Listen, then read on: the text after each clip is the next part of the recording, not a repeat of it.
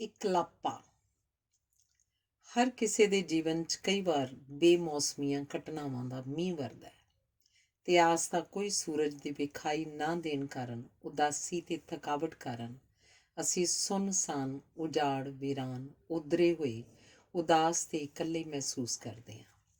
ਸਾਨੂੰ ਆਪਣਾ ਜੀਵਨ ਵਿਧਵਾ ਹੋ ਗਿਆ ਪ੍ਰਤੀਤ ਹੁੰਦਾ ਹੈ। ਸਾਨੂੰ ਜੀਵਨ ਦਾ ਖੂਹ ਡੂੰਘਾ ਤੇ ਆਪਣੀ ਲੱਜ ਛੋਟੀ ਪ੍ਰਤੀਤ ਹੁੰਦੀ ਹੈ। ਇਕਲਾਪਾ ਮਨੁੱਖੀ ਜੀਵਨ ਦਾ ਕੇਂਦਰੀ ਅਨੁਭਵ ਹੈ।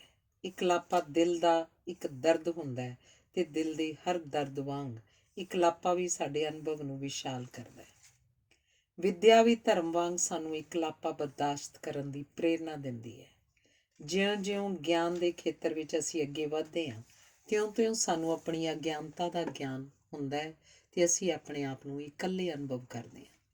ਕੇਵਲ ਵਿਅਕਤੀ ਹੀ ਨਹੀਂ, ਕਈ ਵਾਰ ਪਰਿਵਾਰ, ਦੇਸ਼ ਤੇ ਕੌਮਾਂ ਵੀ ਇਕਲਾਪੇ ਦਾ ਸੰਤਾਪ ਹੰਢਾਉਂਦੀਆਂ ਹਨ। ਗਿਆਨ ਤੇ ਅਨੁਭਵ ਦੇ ਖੇਤਰ ਅਜਿਹੇ ਹਨ ਜਿਨ੍ਹਾਂ 'ਚ ਅੱਗੇ ਜਾਇਆ ਜਾ ਸਕਦਾ ਹੈ, ਪਿੱਛੇ ਨਹੀਂ ਮੁੜਿਆ ਜਾ ਸਕਦਾ। ਜੀਵਨ ਦਾ ਹਰ ਦੁਖੀ ਅਨੁਭਵ ਸਾਨੂੰ ਇਕਲਾਪੇ ਦਾ ਅਹਿਸਾਸ ਕਰਵਾਉਂਦਾ ਹੈ। ਇਕਲਾਪੇ ਦੇ ਇਸ ਅਹਿਸਾਸ ਵਿੱਚੋਂ ਹੀ ਕਵਿਤਾ, ਸੰਗੀਤ ਤੇ ਚਿੱਤਰਕਲਾ ਦਾ ਜਨਮ ਹੁੰਦਾ ਹੈ। ਚੰਗੇ ਬਣੋ, ਤੁਸੀਂ ਇਕੱਲੇ ਰਹਿ ਜਾਓਗੇ। ਦੁੱਖ ਤੇ ਦਰਦ ਵਿੱਚ ਅਸੀਂ ਸਦਾ ਹੀ ਇਕੱਲੇ ਰਹਿ ਜਾਂਦੇ ਹਾਂ।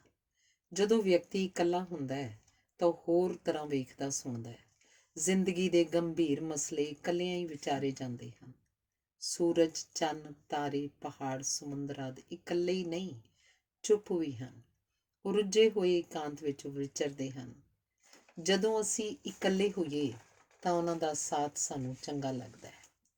ਤੁਹਾਡੇ ਜੀਵਨ ਵਿੱਚ ਵੀ ਕਈ ਦਿਨ ਅਜਿਹੇ ਆਏ ਹੋਣਗੇ ਜਦੋਂ ਕਿਸੇ ਉਦਾਸ ਗੀਤ ਦੀ ਕੋਈ ਪੰਕਤੀ ਲੰਮਾ ਅਰਸਾ ਤੁਹਾਡੇ ਬੁੱਲ੍ਹਾਂ ਉੱਤੇ ਝੁੱਗੀ ਪਾ ਕੇ ਰਹੀ ਹੋਏਗੀ। ਲੰਘ ਗਏ ਦਿਨਾਂ ਦੀ ਯਾਦ, ਮਰ ਗਏ ਮਿੱਤਰਾਂ ਦਾ ਚੇਤਾ, ਬੀਤ ਗਈ ਮੁਹੱਬਤ ਦਾ ਦਰਦ, ਗੁਆਚੇ ਬਚਪਨ ਦਾ ਉਦਰੇਵਾਂ, ਮਰ ਗਈ ਮਾਂ ਦੀਆਂ ਗੱਲਾਂ ਸਾਨੂੰ ਭੀੜ ਵਿੱਚ ਵੀ ਇਕੱਲਾ ਕਰ ਦਿੰਦੀਆਂ ਹਨ। ਸਾਡੇ ਅੰਦਰ ਯਾਦਾਂ ਦੇ ਹਜੂਮ ਉੱਠਦੇ ਹਨ ਤੇ ਸਾਨੂੰ ਜ਼ਿੰਦਗੀ ਦੇ ਕੁਝ ਉਹ ਰੰਗ ਵਿਖਾਈ ਦਿੰਦੇ ਹਨ ਜਿਹੜੇ ਇਕਲਾਪੇ ਦੀ ਤੀਜੀ ਅੱਖ ਖੁੱਲ੍ਹਣ ਨਾਲ ਹੀ ਦਿਸਦੇ ਹਨ। ਜਦੋਂ ਤੱਕ ਮਨੁੱਖ ਇਕੱਲਾ ਨਾ ਹੋਵੇ, ਉਹ ਤਕੜਾ ਨਹੀਂ ਹੁੰਦਾ। ਭੀੜ ਸਾਨੂੰ ਕਮਜ਼ੋਰ ਕਰਦੀ ਹੈ। ਅਸੀਂ ਜਿੰਨੇ ਸ਼ਕਤੀਸ਼ਾਲੀ ਹੋਵਾਂਗੇ, ਓਨੇ ਇਕੱਲੇ ਹੋਵਾਂਗੇ। ਜੰਗਾਲ ਲੱਗ ਜਾਣ ਨਾਲੋਂ ਘਸ ਜਾਣਾ ਚੰਗਾ ਹੈ। ਇਕੱਲਿਆਂ ਸਫ਼ਰ ਕਰਨ ਨਾਲ ਗਿਆਨ ਤੇ ਸਹਿਣਸ਼ੀਲਤਾ ਵੱਧਦੀ ਹੈ। ਦੂਜਿਆਂ ਦੇ ਸਾਥ ਵਿੱਚ ਅਸੀਂ ਸਿੱਖਦੇ ਹਾਂ, ਪਰ ਸਮਝਦੇ ਉਦੋਂ ਹੀ ਹਾਂ ਜਦੋਂ ਅਸੀਂ ਇਕੱਲੇ ਹੁੰਦੇ ਹਾਂ। ਬਿਮਾਰੀ ਦੀ ਹਾਲਤ ਵਿੱਚ ਮਨੁੱਖ ਆਪਣੇ ਆਪ ਨੂੰ ਇਕੱਲਾ ਅਨੁਭਵ ਕਰਦਾ ਹੈ। ਕੇਵਲ ਬਿਮਾਰ ਹੀ ਜਾਣਦਾ ਹੈ ਕਿ ਰਾਤ ਕਿੰਨੀ ਲੰਮੀ ਹੁੰਦੀ ਹੈ। ਕੇਵਲ ਚੌਕੀਦਾਰ ਜਾਣਦੇ ਹਨ ਕਿ ਸਮਾਂ ਕਿਸ ਰਫ਼ਤਾਰ 'ਤੇ ਚੱਲਦਾ ਹੈ। ਕੇਵਲ ਵਿਧਵਾ ਜਾਣਦੀ ਹੈ ਕਿ ਇਕਲਾਪਾ ਕੀ ਹੁੰਦਾ ਹੈ। ਕੇਵਲ ਕੈਦੀ ਜਾਣਦੇ ਹਨ ਕਿ ਸਜ਼ਾ ਸਾਲਾਂ ਮਹੀਨਿਆਂ ਦੀ ਨਹੀਂ ਹੁੰਦੀ, ਇਕੱਲੇ ਕਰ ਦਿੱਤੇ ਜਾਣ ਦੀ ਹੁੰਦੀ ਹੈ। ਕਮਜ਼ੋਰ ਮਨੁੱਖ ਇਕੱਲੇ ਹੋਣ ਤੋਂ ਡਰਦੇ ਹਨ। ਅਜਿਹੇ ਲੋਕਾਂ ਨੂੰ ਧਰਵਾਸ ਦੇਣੀ ਸੌਖੀ ਹੁੰਦੀ ਹੈ ਕਿਉਂਕਿ ਉਹਨਾਂ ਨੂੰ ਡਰਾਉਣਾ ਵੀ ਸੌਖਾ ਹੁੰਦਾ ਹੈ। ਅਸੀਂ ਵੱਡੇ ਫੈਸਲੇ ਕਰਨ ਲਈ ਇਕੱਲ ਵਿੱਚ ਸੋਚਦੇ ਹਾਂ।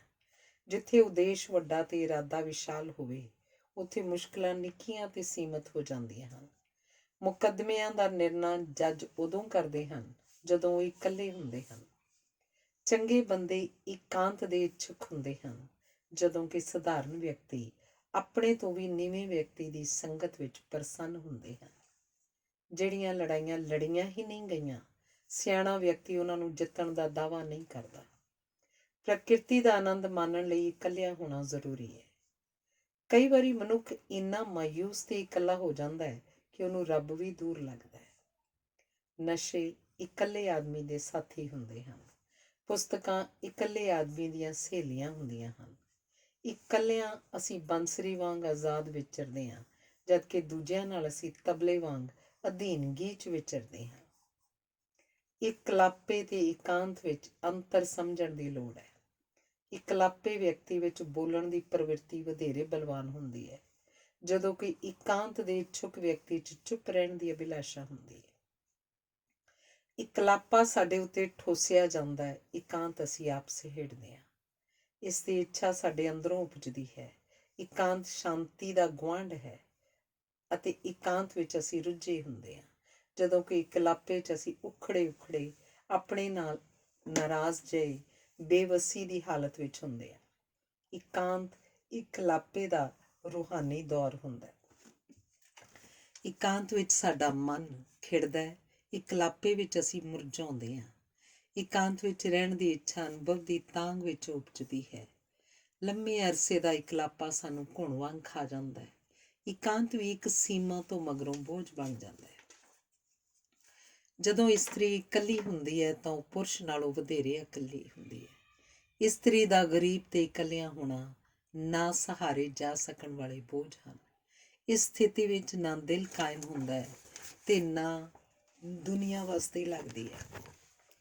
ਇਕੱਲੇ ਆਦਮੀ ਨਾਲ ਘਰ ਨਹੀਂ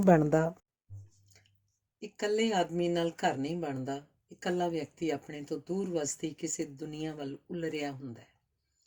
ਪਰ ਜਦੋਂ ਤੱਕ ਆਪਣੇ ਆਪ ਨੂੰ ਅਸੀਂ ਇਕੱਲਾ ਨਹੀਂ ਸਮਝਦੇ, ਨਾ ਅਸੀਂ ਸੋਚਦੇ ਹਾਂ, ਨਾ ਮਹਿਸੂਸ ਕਰਦੇ ਹਾਂ, ਨਾ ਕਾਰਜਸ਼ੀਲ ਹੁੰਦੇ ਹਾਂ।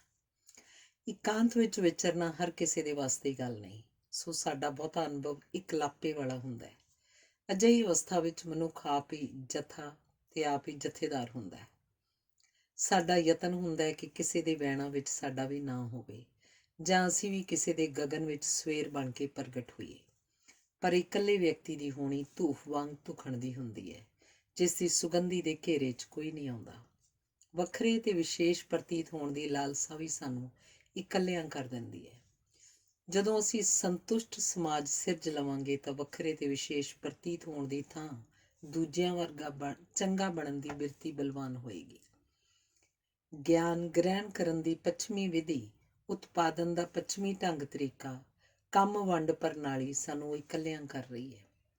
ਬਚਪਨ ਵਿੱਚ ਹੀ ਇਕਲਾਪੇ ਦਾ ਅਭਿਆਸ ਕਰਵਾਇਆ ਜਾਂਦਾ ਹੈ।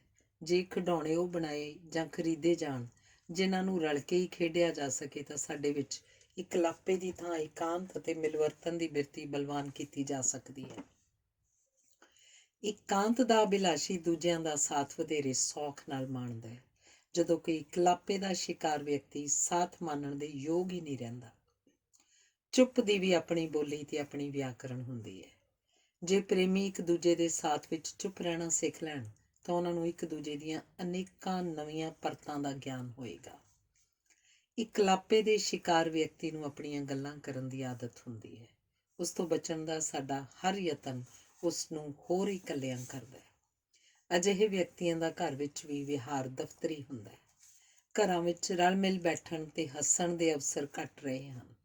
ਸਾਡੇ ਵਿੱਚ ਗੁਣ ਪਛਾਣਨ ਦੀ ਯੋਗਤਾ ਨਹੀਂ ਰਹੀ, ਪਰ ਦੂਜਿਆਂ ਦੇ ਦੋਸ਼ ਲੱਭਣ ਲਈ ਅਸੀਂ ਸਦਾ ਤਤਪਰ ਰਹਿੰਦੇ ਹਾਂ। ਜਦੋਂ ਸਥਿਤੀ ਅਜਿਹੀ ਹੋ ਜਾਏ ਤਾਂ ਅਜਿਹੇ ਘਰਾਂ 'ਚ ਪਤਨੀਆਂ ਨੂੰ ਮੰਜਿਆਂ ਵਜੋਂ ਤੇ ਪਤੀਆਂ ਨੂੰ ਗੋਲਕਾਂ ਵਜੋਂ ਵਰਤਣ ਦੀ ਬਿਰਤੀ ਵੱਧਦੀ ਹੈ। ਮੁਸਲਿਮ ਸਮਾਜ ਵਿੱਚ ਇਸਤਰੀ ਨੂੰ ਪਰਦੇ 'ਚ ਰਹਿਣ ਦੀ ਪਾਬੰਦੀ ਹੈ, ਪਰ ਉਹ ਘਰ ਦੀ ਚਾਰ ਦੀਵਾਰੀ 'ਚ ਇਕੱਲੀ ਨਹੀਂ ਹੁੰਦੀ। ਜਿਨ੍ਹਾਂ ਘਰਾਂ 'ਚ ਦੂਜਿਆਂ ਦੀਆਂ ਗਲਤੀਆਂ ਵਧੇਰੇ ਸਹਿਣਸ਼ੀਲਤਾ ਨਾਲ ਵੇਖੀਆਂ ਜਾਂਦੀਆਂ ਹਨ, ਉੱਥੇ ਸੁਰੱਖਿਆ ਦੀ ਭਾਵਨਾ ਵਧੇਰੇ ਹੁੰਦੀ ਹੈ। ਨਹੀਂ ਤਾਂ ਘਰੋਂ ਬਾਹਰ ਰਹਿਣ ਤੇ ਭਟਕਣ ਦੀ ਰੁਚੀ ਬਲਵਾਨ ਹੁੰਦੀ ਹੈ। ਹਰ ਗੁਜ਼ਰਦੇ ਦਹਾਕੇ ਨਾਲ ਮਨੁੱਖ ਦੇ ਡਰ ਵੱਧ ਰਹੇ ਹਨ। ਹਰ ਬੀਤਦੇ ਵਰ੍ਹੇ ਨਾਲ ਵਿਚਾਰਾਂ ਨੂੰ ਦਬਾਉਣ ਲਈ ਵਧੇਰੇ ਹਿੰਸਾ ਤੇ ਸ਼ਕਤੀ ਦੀ ਵਰਤੋਂ ਕੀਤੀ ਜਾ ਰਹੀ ਹੈ। ਆਪਣੀ ਸ਼ਿਕਾਇਤ, ਗੁੱਸਾ, ਡਰ, ਬੇਇੱਜ਼ਤੀ, ਰੋਸ ਪ੍ਰਗਟਾਉਣ ਦੇ ਢੰਗ ਤਰੀਕੇ ਬਰਦਾਸ਼ਤ ਨਹੀਂ ਕੀਤੇ ਜਾ ਰਹੇ। ਹੱਸਣ, ਕਿਲਕਾਰੀਆਂ ਮਾਰਨ, ਨੱਚਣ ਕੁੱਦਣ ਤੇ ਆਪਣੇ ਮਨ ਦੇ ਖੁੱਲ੍ਹੇ ਪ੍ਰਗਟਾਵੇ ਨੂੰ ਅਸ਼ਲੀਲ ਤੇ ਅਸੱਭਿਅਕ ਕਰਾਰ ਦਿੱਤਾ ਜਾ ਰਿਹਾ ਹੈ। ਅੱਜ ਤੋਂ 2 ਦਹਾਕੇ ਪਹਿਲਾਂ ਬੱਚਾ ਆਪਣੇ ਘਰ ਤੋਂ ਨਿਕਲ ਕੇ ਗਲੀ ਮੁਹੱਲੇ 'ਚ ਦੂਰ ਦੂਰ ਤੱਕ ਦੌੜ ਸਕਦਾ ਸੀ, ਪਰ ਹੁਣ ਇਹ ਸੰਭਵ ਨਹੀਂ ਰਿਹਾ। ਪਹਿਲਾਂ ਅਸੀਂ ਕੁਝ ਘੰਟੇ ਇਕਾਂਤ 'ਚ ਗੁਜ਼ਾਰ ਸਕਦੇ ਸੀ, ਪਰ ਹੁਣ ਇਹ ਵੀ ਸੰਭਵ ਨਹੀਂ ਰਿਹਾ। ਦੂਜਿਆਂ ਨਾਲ ਮਿਲ ਕੇ ਰਹਿਣ ਦੀ ਇੱਛਾ ਫਿੱਕੀ ਪੈ ਗਈ ਹੈ ਤੇ ਬਰਾਬਰੀ ਦੇ ਆਧਾਰ ਤੇ ਕਿਸੇ ਨਾਲ ਵਿਚਰਨ ਦੀ ਤਾਂਘ ਪੂਰੀ ਹੋਣ ਦੀ ਸੰਭਾਵਨਾ ਸੁੰਗੜ ਰਹੀ ਹੈ। ਪਹਿਲਾਂ ਇੱਕ ਦੂਜੇ ਉੱਤੇ ਨਿਰਭਰਤਾ ਵਧੇਰੇ ਸੀ, ਸੋ ਬਿਰਤੀ ਮਿਲਵਰਤਨ ਵਾਲੀ ਸੀ। ਹੁਣ ਸਾਡੀ ਹਉਮੈ ਤੇ ਆਪਣੇ ਆਪ ਦੇ ਸਵੈ ਸੰਪੰਨ ਹੋਣ ਦਾ ਭਰਮ ਸਾਡੇ ਵਿੱਚ ਮੁਕਾਬਲੇ ਦੀ ਬਿਰਤੀ ਤੇ ਅੱਗੇ ਲੰਘ ਜਾਣ ਦੀ ਕਾਹਲ ਉਪਜਾਉਂਦੇ ਹਨ।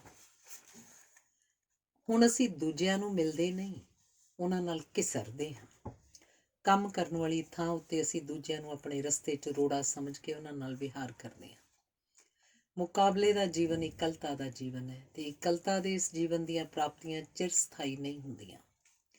ਇੱਕ ਮੁਕਾਬਲੇ ਵਿੱਚ ਸਫਲਤਾ ਅਗਲੇਰੇ ਮੁਕਾਬਲੇ ਵੱਲ ਧਕੇਲਦੀ ਹੈ ਤੇ ਅਸੀਂ ਦੌੜ ਦੌੜ ਕੇ ਹਫ ਗਏ ਵਿਅਕਤੀ ਵਾਂਗ ਹੋ ਨਿਬੜਦੇ ਹਾਂ। ਬੱਚੇ ਵੀ ਮੁਕਾਬਲੇ ਦਾ ਮਾਧਿਅਮ ਬਣ ਗਏ ਹਨ, ਜਿਨ੍ਹਾਂ ਉੱਤੇ ਖਰਚ ਕਰਕੇ ਅਸੀਂ ਦੂਜਿਆਂ ਨੂੰ ਨੀਵਾਂ ਵਿਖਾਉਂਦੇ ਹਾਂ। ਰਫਤਾਰ, ਤਕਨੀਕੀ ਪਰਿਵਰਤਨ ਤੇ ਮੁਕਾਬਲੇ ਦੀ ਬਿਰਤੀ ਨੇ ਵਿਅਕਤੀਵਾਦ ਨੂੰ ਉਤਸ਼ਾਹ ਦੇ ਕੇ ਆਪਸੀ ਰਿਸ਼ਤਿਆਂ ਦੇ ਤਾਣੇ ਪੇਟੇ ਨੂੰ ਉਧੇੜ ਦਿੱਤਾ ਹੈ। ਹਰ ਵਿਅਕਤੀ ਨਿਰੰਤਰ ਤਲਾਸ਼ 'ਚ ਭਟਕ ਕੇ ਹੋਰ ਇਕੱਲਾ ਹੋਈ ਜਾ ਰਿਹਾ ਹੈ। ਮਾਪੇ ਘਰਾਂ 'ਚ ਆਪਣੇ ਲਈ ਜਿਹੜੇ ਸੁੱਖ ਸਾਧਨ ਪੈਦਾ ਕਰਦੇ ਹਨ, ਉਹਨਾਂ ਦੇ ਵਰਤੋਂ 'ਚ ਆਉਣ ਤੋਂ ਪਹਿਲਾਂ ਹੀ ਬੱਚੇ ਉਹਨਾਂ ਉੱਤੇ ਕਾਬਜ਼ ਹੋ ਰਹੇ ਹਨ। ਗੁਆਂਢੀਆਂ ਵਿਚਕਾਰ ਹੀ ਨਹੀਂ, ਆਪਣੇ ਘਰ ਦੇ ਜੀਆਂ ਵਿੱਚ ਵੀ ਵਿੱਥ ਵੱਧ ਰਹੀ ਹੈ। ਹੁਣ ਅਸੀਂ ਆਪਣੇ ਰਿਸ਼ਤੇਦਾਰਾਂ ਨੂੰ ਘੱਟ ਵਾਰੀ ਤੇ ਘੱਟ ਸਮੇਂ ਲਈ ਮਿਲਦੇ ਹਾਂ। ਵੱਖਰੇਵੇਂ ਜੀਵਨ ਨੂੰ ਦਿਲਚਸਪ ਬਣਾਉਂਦੇ ਹਨ, ਪਰ ਅਸੀਂ ਵੱਖਰੇਵੇਂ ਨਹੀਂ ਪ੍ਰਗਟਾਉਂਦੇ, ਵਿੱਥਾਂ ਪ੍ਰਗਟਾਉਂਦੇ ਹਾਂ। ਪਰ ਇਸ ਦੇ ਬਾਵਜੂਦ ਅਸੀਂ ਦੂਜਿਆਂ ਜਿਹੇ ਬਣਦੇ ਜਾ ਰਹੇ ਹਾਂ। ਉਦਾਸ, ਭਟਕ ਰਹੇ, ਉਪਰਾਮ, ਥੱਕੇ ਹੋਏ, ਸ਼ਿਕਾਇਤਾਂ ਦੀਆਂ ਸੂਚੀਆਂ ਤੇ ਗਿਲੇ ਸ਼ਿਕਵਿਆਂ ਦੀਆਂ ਮਿਸਲਾਂ ਲੈ ਕੇ ਕਿਸੇ ਦੀ ਗੱਲ ਸੁਣਨ ਤੋਂ ਇਨਕਾਰੀ ਆਪਣੀ ਗੱਲ ਕਹਿਣ ਦੀ ਜ਼ਿੱਦ ਕਰ ਰਹੇ ਹਾਂ। ਅਸੀਂ ਐਵੇਂ ਚੱਲਦੇ ਹਾਂ ਜਿਵੇਂ ਕੋਈ ਸਾਡਾ ਪਿੱਛਾ ਕਰ ਰਿਹਾ ਹੋਵੇ। ਵਪਾਰ, ਰਾਜਨੀਤੀ, ਸਮਾਜਿਕ ਜੀਵਨ ਆਦਿ ਸਹਿਯੋਗੀ ਸ਼ਕਤੀਆਂ ਦੀ ਥਾਂ ਵਿਰੋਧੀ ਧਿਰਾਂ ਵਾਂਗ ਵਿਚਰ ਰਹੀਆਂ ਹਨ। ਜਿਉਂ-ਜਿਉਂ ਘਰਾਂ 'ਚ ਚੀਜ਼ਾਂ ਵੱਧ ਰਹੀਆਂ ਹਨ, ਤਿਉਂ-ਤਿਉਂ ਅਸੀਂ ਉਪਰਾਮ ਹੋ ਰਹੇ ਹਾਂ। ਇਹੀ ਕਾਰਨ ਹੈ ਕਿ ਸਾਦੇ ਤੇ ਸਰਲ ਜੀਵਨ ਦਾ ਮਹੱਤਵ ਵੱਧ ਰਿਹਾ ਹੈ। ਅਜੋਕੇ ਮਨੁੱਖ ਨੂੰ ਵਧੇਰੇ ਨਿਰਣੇ ਕਰਨੇ ਪੈਂਦੇ ਹਨ, ਵਧੇਰੇ ਚੀਜ਼ਾਂ ਖਰੀਦਣੀਆਂ ਪੈਂਦੀਆਂ ਹਨ, ਵਧੇਰੇ ਸਫ਼ਰ ਕਰਨਾ ਪੈਂਦਾ ਹੈ, ਵਧੇਰੇ ਗਲਤਫਹਿਮੀਆਂ ਦਾ ਸ਼ਿਕਾਰ ਹੋਣਾ ਪੈਂਦਾ ਹੈ, ਵਧੇਰੇ ਵਿਅਕਤੀ ਨਾਰਾਜ਼ ਕਰਨੇ ਪੈਂਦੇ ਹਨ। ਸਭ ਕੁਝ ਵੱਧਦਾ ਜਾ ਰਿਹਾ ਹੈ, ਪਰ ਮਨੁੱਖ ਆਪ ਘਟਦਾ ਜਾ ਰਿਹਾ ਹੈ। ਪਹਿਲਾਂ ਜਦੋਂ ਵਿਅਕਤੀ ਲੜਦੇ ਸਨ ਤਾਂ ਹੋਰ ਵਿਅਕਤੀ ਵਿੱਚ ਪੈ ਕੇ ਉਹਨਾਂ ਨੂੰ ਛੁਡਾਉਂਦੇ ਸਨ। ਹੁਣ ਸਾਰੇ ਪੱਲਾ ਬਚਾ ਕੇ ਲੰਘ ਜਾਂਦੇ ਹਨ। ਹੁਣ ਜੰਗ ਦੀ ਵਿਧੀ ਅਜਿਹੀ ਹੈ ਕਿ ਦੂਰ ਬੈਠੇ ਤਬਾਹੀ ਮਚਾਈ ਜਾ ਸਕਦੀ ਹੈ। ਹੁਣ ਜੰਗ ਦੀ ਕਰੂਪਤਾ ਹੈਰਾਨ ਨਹੀਂ ਕਰਦੀ। ਜਦੋਂ ਸੀਵਰੇਜ ਨਹੀਂ ਸੀ ਹੁੰਦਾ ਤਾਂ ਮਨੁੱਖੀ ਹੋਣ ਦੀ ਅਸਲੀਅਤ ਦਾ ਹਰ ਰੋਜ਼ ਸਾਹਮਣਾ ਹੁੰਦਾ ਸੀ। ਹਰ ਘਰ 'ਚ ਬੁੱਢੇ ਤੇ ਬਿਮਾਰ ਹੋਣ ਨਾਲ ਜੀਵਨ ਦਾ ਸੰਤੁਲਨ ਬਣਿਆ ਰਹਿੰਦਾ ਸੀ। ਜਾਨਵਰ ਸਾਹਮਣੇ ਵੱਢੇ ਜਾਂਦੇ ਸਨ, ਸੋ ਹਰ ਕਿਸੇ ਨੂੰ ਪਤਾ ਸੀ ਕਿ ਕੀ ਖਾਧਾ ਜਾ ਰਿਹਾ ਹੈ। ਹੁਣ ਸਭ ਕੁਝ ਜ਼ਮੀਨ ਅੰਦਰ ਲੁਕਾ ਦਿੱਤਾ ਗਿਆ। ਹੁਣ ਸਭ ਕੁਝ ਰੋੜ ਦਿੱਤਾ ਜਾਂਦਾ ਹੈ। ਸੀਵਰੇਜ ਨੇ ਸਾਡੇ ਵਿੱਚ ਵਾਸਤਵਿਕਤਾ ਨੂੰ ਸਹਿਣ ਦੀ ਦਲੇਰੀ ਘਟਾਈ ਹੈ। ਹੁਣ ਅਸੀਂ ਵਾਸਤਵਿਕਤਾ ਨੂੰ ਝਟਪਟ ਰੋੜ ਦੇਣ ਨਾਲ ਆਪਣੇ ਆਪ ਨੂੰ ਉਧਾਰਾ ਧਰਵਾਸ ਦਿੰਦੇ ਹਾਂ। ਜਦੋਂ ਮਨੁੱਖ ਦੀ ਵੱਖਰੀ ਪਛਾਣ ਮੁੱਕ ਜਾਏ ਤਾਂ ਉਹ ਇਕੱਲਾ ਹੋ ਜਾਂਦਾ ਹੈ। ਹੁਣ ਬੰਦਿਆਂ ਨਾਲੋਂ ਵੋਟਾਂ ਤੇ ਨਾਵਾਂ ਨਾਲੋਂ ਨੰਬਰ ਵਧੇਰੇ ਮਹੱਤਵਪੂਰਨ ਹਨ। ਪਹਿਲਾਂ ਜਿਹੜਾ ਸਾਡੇ ਨਾਲ ਬੇਇਨਸਾਫੀ ਕਰਦਾ ਸੀ ਉਹਨੂੰ ਅਸੀਂ ਪਛਾਣਦੇ ਸਾਂ। ਹੁਣ ਇਹ ਸੰਭਵ ਨਹੀਂ ਰਿਹਾ। ਜੇ ਆਪਰੇਸ਼ਨ ਕਰਦਿਆਂ ਬਿਜਲੀ ਚਲੀ ਜਾਏ, ਅਸੀਂ ਕਿਸ ਨੂੰ ਜ਼ਿੰਮੇਵਾਰ ਠਹਿਰਾਵਾਂਗੇ? ਡਾਕਟਰ ਜਾਂ ਬਿਜਲੀ ਨੂੰ? ਜਦੋਂ ਸਬੰਧ ਟੁੱਟ ਜਾਣ ਉਦੋਂ ਸਫਾਈ ਦੇਣਾ ਵੀ ਅਣਚਾਹਿਆ ਵਿਹਾਰ ਲੱਗਣ ਲੱਗ ਪੈਂਦਾ ਹੈ। ਕੁਰਾਹੇ ਪਈ ਨੂੰ ਇਹ ਕਹਿਣਾ ਕਿ ਤੂੰ ਠੀਕ ਨਹੀਂ ਕਰ ਰਿਹਾ, ਕਲਰੀ ਜ਼ਮੀਨ 'ਚ ਬੀਜ ਬੀਜਣ ਵਾਂਗ ਹੈ। ਇਕੱਲੇ ਵਿਅਕਤੀ ਦੀ ਇਹ ਨਿਸ਼ਾਨੀ ਹੁੰਦੀ ਹੈ ਕਿ ਉਹ ਤੁਹਾਡੇ ਤੋਂ ਮਨਵਾਉਣਾ ਚਾਹੁੰਦਾ ਹੈ ਕਿ ਉਹ ਠੀਕ ਹੈ।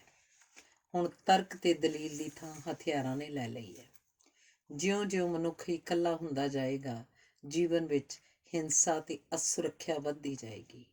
ਜੀਵਨ ਦੀ ਇਸ ਗੰਭੀਰ ਸਮੱਸਿਆ ਪ੍ਰਤੀ ਜੇ ਅਸੀਂ ਸੁਚੇਤ ਨਾ ਹੋਏ ਤਾਂ ਤਲਾਕ, ਆਤਮਘਾਤ, ਮੁਕੱਦਮੇ ਤੇ ਮਰਨ ਮਾਰਨ ਦੀ ਬਿਰਤੀ ਬਲਵਾਨ ਹੋਏਗੀ। ਸਮਾਜ ਦਾ ਕਰਤੱਵ ਹੈ ਕਿ ਉਹ ਹਰ ਕਿਸੇ ਨੂੰ ਸੁਰੱਖਿਅਤ ਵਾਤਾਵਰਨ 'ਚ ਭਰਪੂਰ ਜੀਵਨ ਜਿਉਣ ਦੀ ਭਾਵਨਾ ਤੇ ਪ੍ਰੇਰਨਾ ਦੇਵੇ। ਜੇ ਅਜਿਹਾ ਨਾ ਹੋਇਆ ਤਾਂ ਸਫਲਤਾ ਤੇ ਅਸਫਲਤਾ ਦੋਵੇਂ ਦੁਖਾਂਤ ਬਣ ਜਾਣਗੀਆਂ। ਚੰਗਾ ਜੀਵਨ ਸਵੈ ਕਾਬੂ ਤੋਂ ਬਿਨਾਂ ਸੰਭਵ ਨਹੀਂ।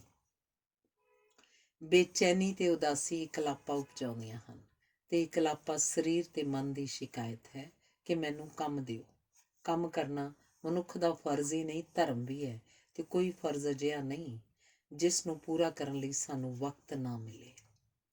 ਭਾਵੇਂ ਹਰ ਇੱਕ ਵਿਅਕਤੀ ਦੇ ਇਕਲਾਪੇ ਦੇ ਕਾਰਨ ਨਿੱਜੀ ਹੁੰਦੇ ਹਨ, ਪਰ ਇਸ ਸਥਿਤੀ ਵਿੱਚੋਂ ਨਿਕਲਣ ਲਈ ਕੁਝ ਯਤਨ ਲਾਭਕਾਰੀ ਹੋ ਸਕਦੇ ਹਨ। ਇਕਲਾਪੇ ਦੀ ਕੋਈ ਵੀ ਸਥਿਤੀ ਨਿਰੰਤਰ ਬਣੀ ਨਹੀਂ ਰਹਿ ਸਕਦੀ।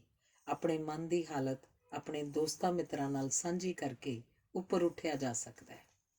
ਜਿਹੜੇ ਇਕੱਲਤਾ ਦੇ ਦਿਨਾਂ 'ਚ ਆਪਣੇ ਕਮਰੇ ਜਾਂ ਘਰ ਵਿੱਚ ਆਪਣੇ ਆਪ ਨੂੰ ਬੰਦ ਕਰ ਲੈਂਦੇ ਹਨ, ਉਹ ਆਪਣੀ ਸਥਿਤੀ ਆਪ ਵਿਗਾੜਦੇ ਹਨ। ਨਿੱਤਾ ਪ੍ਰਤੀ ਦੇ ਕੰਮਾਂ ਵਿੱਚ ਲਗਾਤਾਰ ਪਏ ਰਹਿਣ ਨਾਲ ਵੀ ਅਸੀਂ ਉਦਾਸ ਹੋ ਜਾਂਦੇ ਹਾਂ। ਅਜਿਹੀ ਸਥਿਤੀ 'ਚ ਟੁਰ ਕੇ ਕਿਧਰੇ ਦੂਰ ਨਵੀਂ ਥਾਂ 'ਤੇ ਜਾਣ ਨਾਲ ਮਨ ਨੂੰ ਲੋੜੀਂਦਾ ਹੁਲਾਰਾ ਮਿਲੇਗਾ, ਭੁੱਖ ਲੱਗੇਗੀ ਤੇ ਖਾਣਾ ਪੀਣਾ ਉਦਾਸੀ ਨੂੰ ਦੂਰ ਕਰਨ 'ਚ ਸਹਾਈ ਹੋਏਗਾ। ਅਜਿਹੇ ਦਿਨਾਂ ਵਿੱਚ ਉਦਾਸ ਜਿਹੇ ਕਾਲੇ, ਸੁਰਮਈ ਜਾਂ ਗੂੜ੍ਹੇ ਨੀਲੇ ਰੰਗਾਂ ਦੀ ਥਾਂ ਖਿੜੇ ਹੋਏ, ਜਾਗਦੇ ਅਤੇ ਨਹਾਤੇ ਧੋਤੇ ਰੰਗਾਂ ਜਾਂ ਅਸਮਾਨੀ ਨੀਲੇ ਜਿਹੇ ਨਿਰਪੱਖ ਰੰਗ ਵਾਲੇ ਕੱਪੜੇ ਪਹਿਨਣ ਨਾਲ ਸਾਡੇ ਮਨ ਦੀ ਹਾਲਤ ਸੁਧਰ ਸਕਦੀ ਹੈ। ਉਹਨਾਂ ਥਾਵਾਂ 'ਤੇ ਜਾਓ ਜਿੱਥੇ ਹਵਾ ਖੁੱਲ੍ਹੀ ਹੋਵੇ। ਬਸੰਤ ਇਸ ਲਈ ਖੁਸ਼ੀ ਦਾ ਮੌਸਮ ਹੈ ਕਿਉਂਕਿ ਇਸ ਮੌਸਮ ਵਿੱਚ ਸਭ ਪਾਸੇ ਦੀ ਹਰਿਆਵਲ ਨਾਲ ਹਵਾ ਵਧੇਰੀ ਖੁੱਲ੍ਹੀ ਤੇ ਸਵੱਛ ਹੁੰਦੀ ਹੈ। ਇਵੇਂ ਹੀ ਪਤਝੜ ਹਰਿਆਵਲ ਦੇ ਘਟਣ ਕਾਰਨ ਉਦਾਸ ਹੁੰਦੀ ਹੈ। ਜੇ ਸੰਗੀਤ ਦਾ ਸ਼ੌਕ ਹੈ ਤਾਂ ਆਪਣੇ ਮਨ ਦੀ ਸਥਿਤੀ ਅਨੁਸਾਰ ਉਦਾਸ ਗੀਤ ਸੁਣੋ ਤੇ ਕੁਝ ਚਿਰ ਮਗਰੋਂ ਆਪਣੀ ਬੋਲੀ ਦੇ ਗੀਤ ਸੁਣਨ ਨਾਲ ਤਸੱਲੀ ਮਿਲੇਗੀ। ਸੰਗੀਤ ਵਿੱਚ ਦਰਦ ਤੇ ਉਦਾਸੀ ਨੂੰ ਆਪਣੇ ਵਿੱਚ ਸਮੋ ਲੈਣ ਦੀ ਅਥਾਹ ਸਮਰੱਥਾ ਹੁੰਦੀ ਹੈ। ਆਪਣੇ ਘਰ 'ਚ ਬੰਦ ਹੋਣ ਦੀ ਥਾਂ ਖੁੱਲ੍ਹੀ ਧੁਪੀਲੀ ਥਾਂ 'ਤੇ ਵਿਚਰ ਕੇ ਸਾਨੂੰ ਵਧੇਰੇ ਤਰਵਾਸ ਮਿਲਦੀ ਹੈ। ਦੂਜਿਆਂ ਨੂੰ ਵੇਖ ਕੇ ਆਪਣੇ ਇਕੱਲੇ ਹੋਣ ਦਾ ਭਰਮ ਜਾਂਦਾ ਰਹਿੰਦਾ ਹੈ।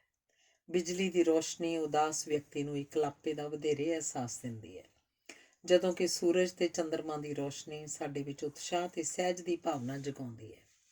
ਬੇਆਰਾਮੀ ਵੀ ਸਾਡੇ ਵਿੱਚ ਇਕਲਾਪੇ ਦੀ ਭਾਵਨਾ ਨੂੰ ਤੀਬਰ ਕਰਦੀ ਹੈ ਤੇ ਬਹੁਤੀਆਂ ਹਾਲਤਾਂ ਵਿੱਚ ਇੱਕ ਰਾਤ ਦੀ ਚੰਗੀ ਨੀਂਦਰ ਨਾਲ ਹੀ ਅਸੀਂ ਸੱਜਰੇ ਹੋ ਜਾਂਦੇ ਹਾਂ। ਇਹਨਾਂ ਢੰਗਾਂ ਤਰੀਕਿਆਂ ਤੋਂ ਵੀ ਵੱਧ ਲੋੜ ਇਸ ਗੱਲ ਦੀ ਹੈ ਕਿ ਅਸੀਂ ਜਿਵੇਂ ਵੀ ਹਾਂ ਆਪਣੇ ਆਪ ਨੂੰ ਪ੍ਰਵਾਨ ਕਰੀਏ। ਧੰਨਵਾਦ।